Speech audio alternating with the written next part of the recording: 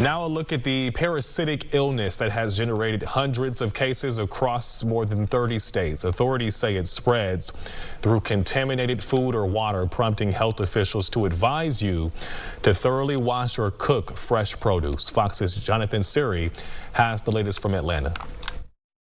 Public health officials are investigating a surge in cases of severe intestinal disease. It's caused by a microscopic parasite called cyclospora. Symptoms are similar to other stomach bugs, but tend to linger. Watery diarrhea, cramping, bloating, fatigue, nausea, sometimes vomiting, and it can last for days to weeks if it goes untreated. So symptoms can also come and go, which can make people think that they're actually getting better, and then they suddenly feel sick again. Last year, the CDC made cyclospora data reporting optional. It says to allow food safety staff to prioritize core activities.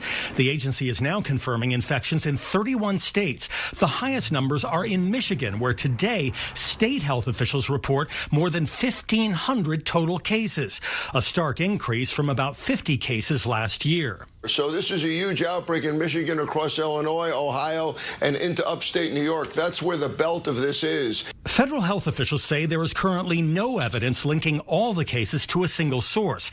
Instead, they're looking for multiple causes of infection, which spreads through contaminated water or food, often fresh produce. For things like lettuce, you want to remove the outer couple of layers of leaves first and then wash thoroughly under running water.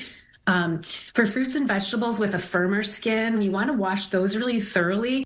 According to the CDC, at least 86 cases required hospitalization. However, cyclosporiasis is rarely fatal and can be treated with antibiotics. However, not everyone seeks treatment, so actual case numbers may be much higher. In Atlanta, Jonathan Serrie, Fox News. Still ahead, we're looking into how artificial intelligence is